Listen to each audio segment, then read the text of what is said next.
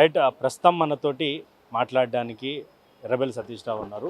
ఆయన మాట్లాడి తెలుసుకుందాం. అసలు తెలంగాణ రాష్ట్రంలో రైతులు ఒకవైపు ధాన్యం కొనుగోలు జరగలేదని చెప్పేసి మాట్లాడుతూ ఉన్నారు.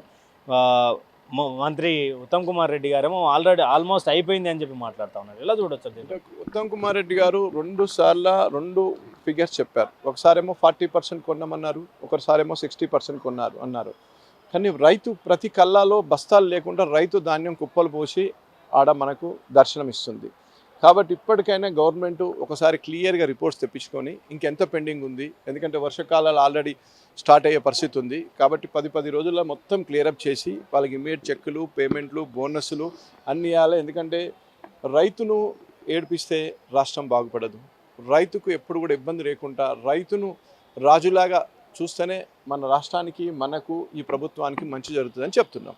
అంటే మరి ఏంది అంటే కాంగ్రెస్ ధోరణి ఒకవైపు రైతులకు గతంలో పెద్దపీట వేసిందని చెప్పి బీఆర్ఎస్ చెప్తుంటే మేమే వాళ్ళకంటే మంచిగా చూసుకుంటామని చెప్పి కాంగ్రెస్ అంటా ఉన్నాం. ఎట్లుందన్న అంటే ఈ 2.5 సంవత్సరాల పాలనలో గతంలో రైతుల విషయం ఎట్లా స్పందించారు? విషయం ఏంటంటే మనకు బీఆర్ఎస్ ప్రభుత్వము, కేసీఆర్ ముఖ్యమంత్రి అయ్యే వరకు ప్రభుత్వము కొన్నది లేకుండే.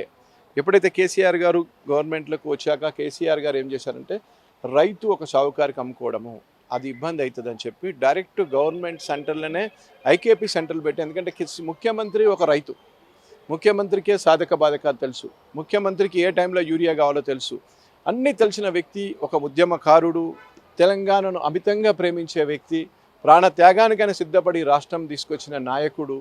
కాబట్టి ఆయనకు ప్రతి క్షణం, ప్రతి నిమిషం, ప్రతిరోజు ఈ రాష్ట్రానికి బాగు చేయాలా, ఈ రాష్ట్ర రైతులకు బాగు చేయాలా. ఈ రైతులు డైరెక్ట్ వడ్లు మళ్ళీ షావుకార్లకు అమ్ముకుంటే వాళ్ళు తక్కువ రేటు ఇచ్చి రకరకాల, ఒకరికి ఎక్కువ రేటు, ఒకరికి తక్కువ రేటు, ఇదంతా కుంభకోణం ఒక వ్యవస్థ జరుగుతుంది. కాబట్టి దీన్ని ఏం చేద్దాం, గవర్నమెంటే ఐపీకే సెంటర్లు పెడదాం, గవర్నమెంటే యాక్వేషన్ చేద్దాం, గవర్నమెంటే డైరెక్ట్ రైతు అకౌంట్లో చెక్ వేద్దాం అని కాన్సెప్ట్ తీసుకొచ్చింది కేసీఆర్ గారు. దీన్ని వీళ్ళు సకాలంలో చేయలేక ఫెయిల్ అయిందని ప్రతి ఊర్లో, ప్రతి రైతులు, ప్రతి ఐక్యపై సెంటర్లో ప్రజలు అరణ్య రోదనతో వినిపిస్తున్నారు. ఆల్రెడీ ప్రజలు మీకు మొత్తం ప్రతి న్యూస్ మీ దగ్గర కూడా ఉంది. అంటే మరి ఎందుకని అంటే ఈ యొక్క రైతులకు సంబంధించినటువంటి కొనుగోలు విషయంలో జాప్యం జరగడానికి కారణం ఏంటి? రోడ్ల మీదకి వచ్చి ధర్నాలు చేసినటువంటి పరిస్థితి, వడదెబ్బలు గడి చనిపోయినటువంటి సందర్భం కనిపిస్తుంది. అంటే ఎట్లా అంటే జాప్యానికి కారణం ఏంటి? వడదెబ్బలకు, మరణాలకు కారణం ఏంటి? కాన్సన్ట్రేషన్ పద్ధతి, కాన్సన్ట్రేషన్ చెయ్యాలని ప్రేమ, రైతుకు బాగా ఉండాలా అంటే బస్తాలు లేక గన్ని బస్తాల షార్టేజ్ తీసుకొచ్చే దుస్థితి వచ్చింది. యూరియా బస్తాలంటే ఒక రకమైన షార్టేజ్ వచ్చాయి.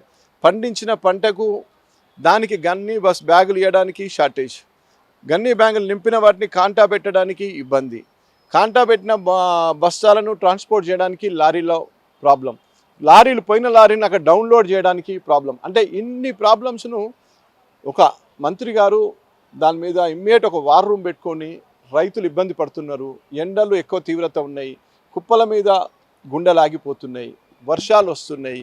కాబట్టి రైతుల కోసం ఒక వార్ రూమ్ ఎందుకు మెయింటైన్ చేయలేదు, ఇమ్మీడియట్ యాక్షన్ ఎందుకు తీసుకోలేదు, ఇమ్మీడియట్గా ఇన్నిసార్లు సోషల్ మీడియాలో ఇంత అవేర్నెస్ వచ్చినా ఎందుకు లేట్ చేస్తున్నారు? పంట పండడమే గొప్ప విషయం. రైతు కష్టపడి అంత పంట పండిస్తే మీరు యూరియా అయ్యకున్నా రైతు జవేసో, నీళ్ళు టైం పెట్టో, టైంకు నాటేసో, టైంకు కోసో, అన్ని లైన్లో సెట్ చేసిన ఖాళీ మీరు యాక్వేషన్ చేసి బస్తాలు ఇచ్చి కొనడానికే ఇంత డిలే చేస్తే పండించిన రైతు ఆవేదన ఎట్లా ఉంటుంది? ఈ భారతదేశానికి రైతే మనకు ఆదర్శము, ఇది వ్యవసాయ దేశం. కాబట్టి మీరు ఇప్పటికైనా దాని మీద ఫుల్ ఫోకస్ చేసి ఎక్కడున్న సెంటర్లో ఉన్న వడ్లన్నీ మొత్తం కొనేసి ముందు రైతుకు రిలీఫ్ చేయాలా. ఎందుకంటే ఇప్పుడు అవన్నీ మీరు కొనుక్కోకపోతే కల్లాలనే రైతు పండుకుంటున్నాడు. మీరు ఎప్పుడో కనుక కొంటుండే ఎండాకాలం ఇంట్లో రెస్ట్ తీసుకుంటుండే, రేపు ఎట్లాగో మళ్ళీ రోహిణి కార్తీ వస్తే అయిపోతే మళ్ళీ ఆరుద్ర ఈ దాంట్లో మళ్ళీ వర్షాలు వస్తాయి, ఈలోపు మళ్ళీ దున్నుడు కావాలి. కాబట్టి మీరు తొందరలో దాన్ని టేకప్ చేసి రైతు కొంత విశ్రాంతి కల్పించాలని కోరుకుంటున్నాం. అంటే ఇప్పుడు సినిమాటోగ్రఫర్ మంత్రి వెంకటరెడ్డి మాట్లాడుతూ, కోమటిరెడ్డి వెంకటరెడ్డి అంటే ఆంధ్ర కాంట్రాక్టర్లకు ప్రాజెక్ట్ ఇవ్వం అని చెప్పేసి ఒక స్టేట్మెంట్ ఇచ్చింది. ఆంధ్ర కాంట్రాక్టర్స్ను బయటికి పంపించేస్తామని ఒక మరో స్టేట్మెంట్. ఎలా చూడొచ్చు? ఇదంతా శుతిలేని సంసారం అని చూడొచ్చు. ఎందుకంటే క్యాబినెట్ మంత్రుల్లో డిసిషన్ తీసుకునే మంత్రి గారే ఒక విధంగా మాట్లాడితే, అదేదో మాట్లాడితే క్యాబినెట్లో మాట్లాడచ్చు కదా, అదేదో మాట్లాడితే దాని మీద జీవో తీసుకురావచ్చు కదా.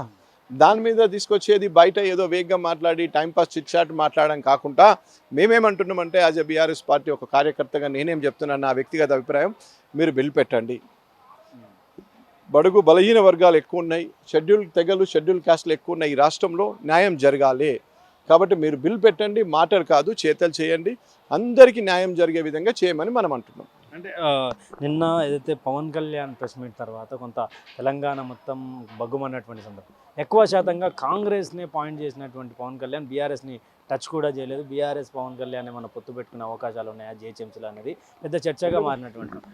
ఎందుకు ఆయన అందరిని టచ్ చేసాడు, మమ్మల్ని కూడా టచ్ చేశాడు. మమ్మల్ని టచ్ చేశాడు. మా టాస్కే మాకు రావాలా తెలంగాణ, దానికే ఆయన వ్యతిరేకి కదా. ఆయన ఫస్ట్ నుంచి మమ్మల్ని రాష్ట్రం 14 ఏళ్ల ఉద్యమంలో ఆయన వ్యతిరేకి, తెలంగాణ రాష్ట్రానికే వ్యతిరేకం.